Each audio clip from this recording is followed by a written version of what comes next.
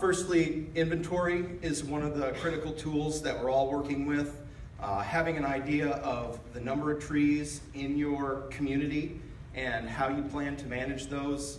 It ties in greatly with removal and trimming costs, and then it also is very important when you go back and look at the replanting and replacement of those trees.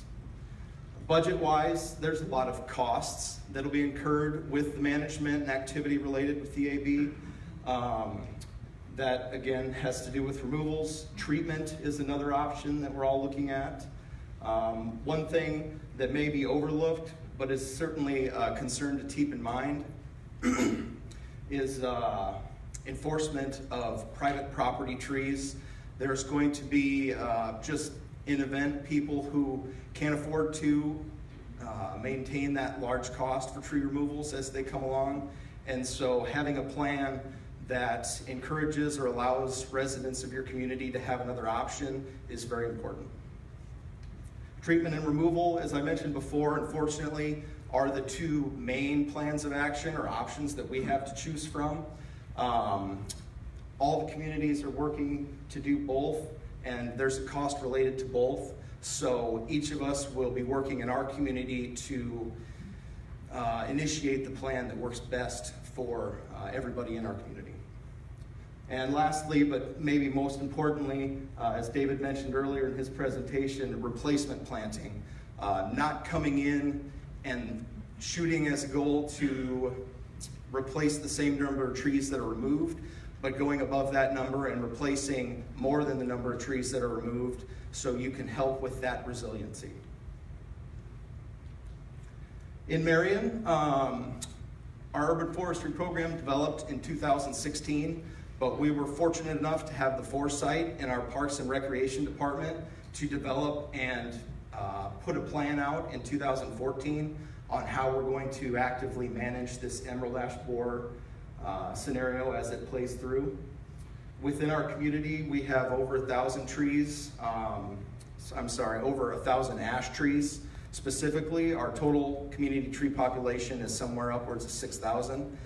So nearly a pretty large fraction of that is ash. We're treating 95 trees currently with injection treatment to prevent damage from the emerald ash borer. That includes right-of-way trees as well as park space trees. And we've worked with our tree board to create a list of significant criteria for when we go out and assess those trees for that treatment. Our annual EAB budget estimate is around $146,000. Our plan moving forward is to complete 80% of that work in-house with our own staff and equipment. We've had actively growing forestry division for the last 2 years, and I've been more than impressed with the work we've been able to complete in-house and the savings it's afforded us. So the ideal number budgeted for the annual emerald ash borer maintenance or ash removals and treatment is going to be that $29K. Duration that we're looking at, because of our population number and because of the work that we're trying to take on and also contract out, is going to be 5 years.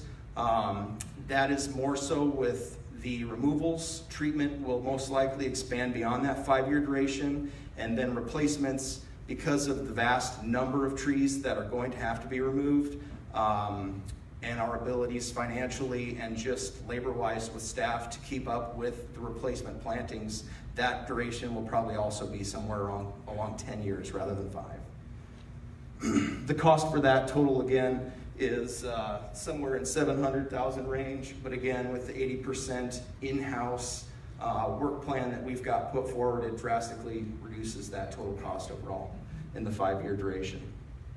Lastly, looking at the planting cost, if we were to do it in the 5 years, we would be looking at a $50,000 annually budget just to replace those trees in the 5-year duration. Again, because of staff time and commitment and priority, that will probably be spread out over a longer duration. Next, we have Todd Fagan coming up with Cedar Rapids to talk about their city's plan points.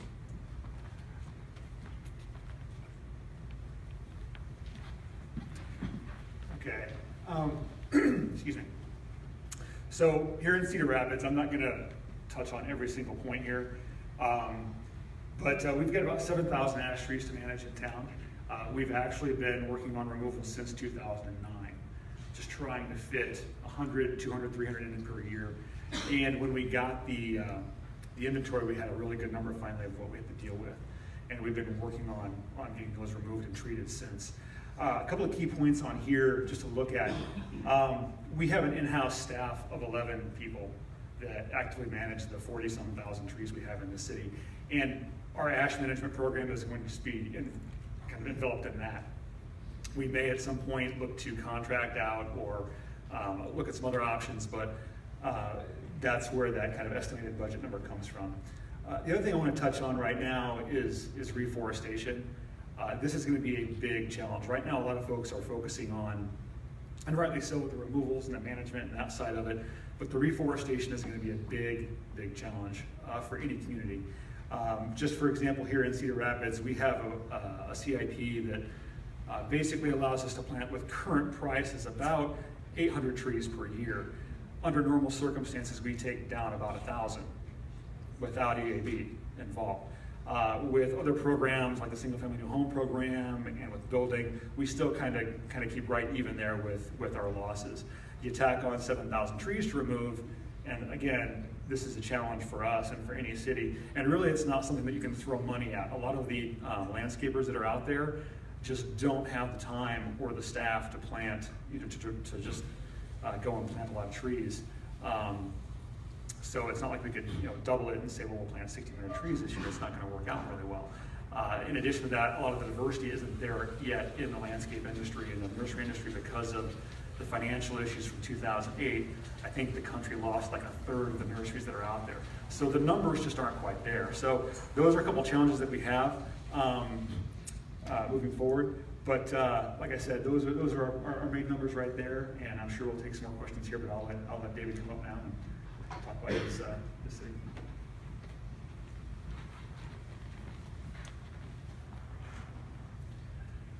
Just an advanced question for the Trees Forever gentleman who's been helping with the AV. We should decide if we're going to have a wandering mic or if we're all going to answer questions from here. So, Des Moines. Is that my stuff? Wow. Program simpler than I thought. All right, so we've had our plan in place since 2014. We have 6,000 ash trees. Those are street trees and trees in the people use areas of parks. We have multiple thousands more in forested areas, but those will die and drop on their own. We've been treating 2,500 of the best. We've done that 2 times. We have no current plans to retreat, although budget constraints might send us back to the treatment model. And our annual budget is $880,000, a duration of 10 years, so $8.8 million. It's an expensive project, but we have to do it for public safety. And currently we plant 600 to 800 trees annually, but we're losing 600 ash per year, plus what our own staff is removing. So we too are behind the curve on planting. So we thought we'd do you a side-by-side here so you can see how it is for each of us, and we'll give it up to Patty. Kevin, can you find me or maybe our 2 mics, for the mics for the panel here and our walking mic? We have a few minutes now for questions, and maybe I'll ask Ella to come up front. We have a few questions planted in our audience, and we'll have Ella. Why don't you come on up and ask your first question here? And do we have a mic for the panel then? Okay, great. All right, my question was, how long will the threat of EAB last, and will it pass? So if you look at the projections for an EAB population in the city, it runs about 20 years. The first 5 or 6 are kind of, I won't say dormant, but you don't really know it's there. Then over the next 3 or 4, you lose about 90% of your trees, and then it kind of tapers off from there. But that's just a number. I mean, you're gonna find varying opinions. My personal opinion is probably something that's never gonna go away. We have other similar species, like rockwood or birches, that they are just always there. You know, you may be able to manage it at that point with treatment a bit better, but I don't ever really see it going away to the point where we can just not worry about EAB anymore. It's probably gonna be something that at some level we always worry about.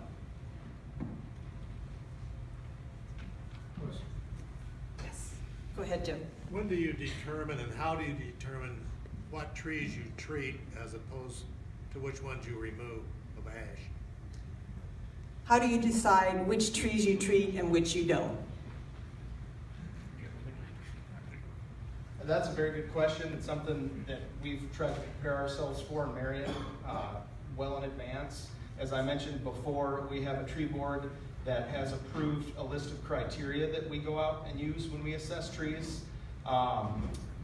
Certainly the tree needs to be of a certain size to provide values or a larger scale of values.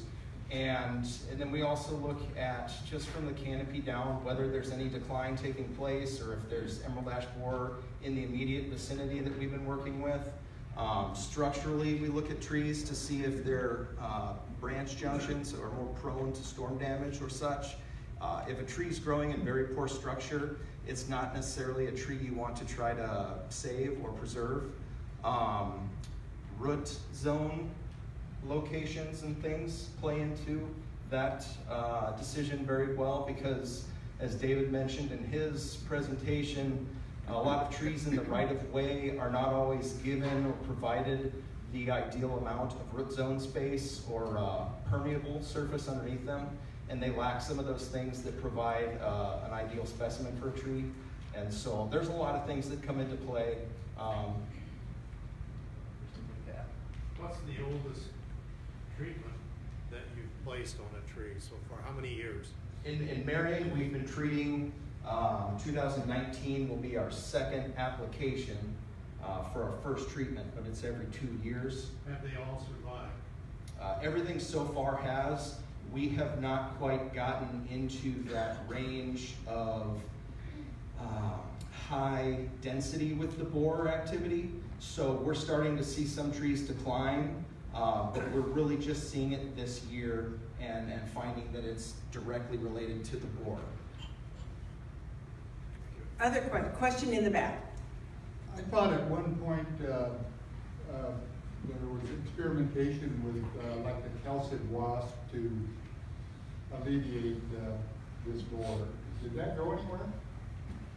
Is anybody an expert on that? As the resident wasp expert would say. So it was experimental, and yes, it did have some effect. The problem was the EAB overwinters better than the wasp does, so you can't keep enough of the wasps in the pipeline to effectively combat the EAB. That's the short and simple of that. So it's kind of a non-application for control. And a question here. What would happen to a community that isn't ready for that emerald ash borer?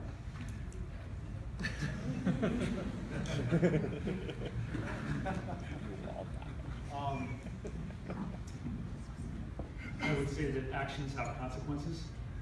I'm trying to be politically correct here. So let's say you just honestly don't believe or don't think you are going to get emerald ash borer, right? So you're not doing anything for it.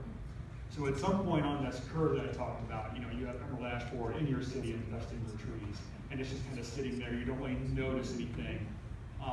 What most communities, including Cedar Rapids, we found it. We knew it was here somewhere, but didn't know where.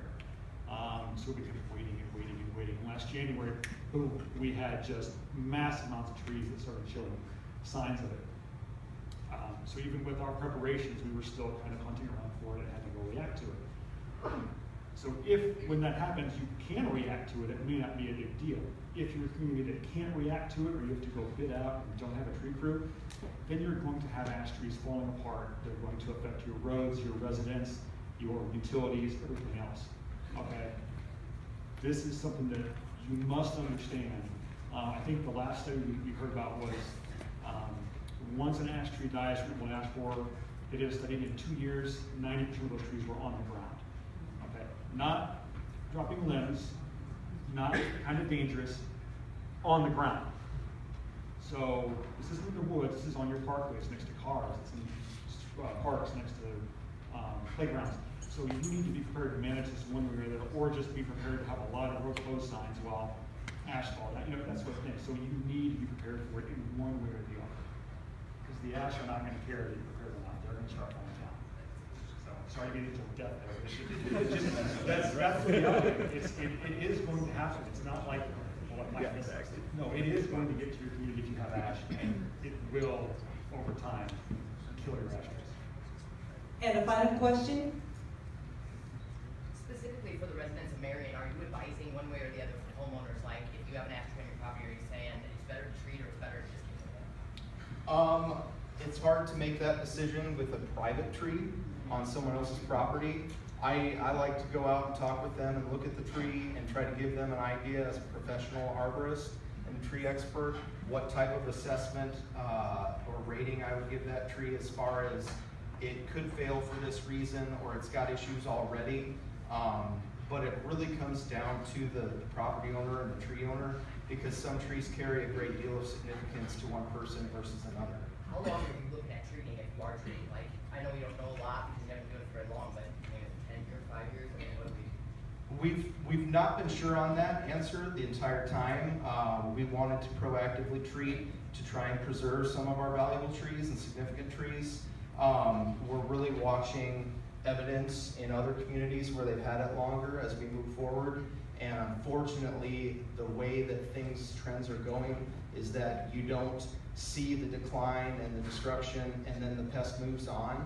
It diminishes in density, but it remains overall indefinitely. So if we were at some point to quit treating, we may not lose the trees immediately if the activity of the borers decreased, but we are going to lose them indefinitely no matter what, one way or the other, whether it's storm damage or natural decline. So I think that 5 to 10 year duration right now that we're talking about is something we're looking at, but that will change as we see more progress. We are out of time. We thank you for your questions and we thank the panel.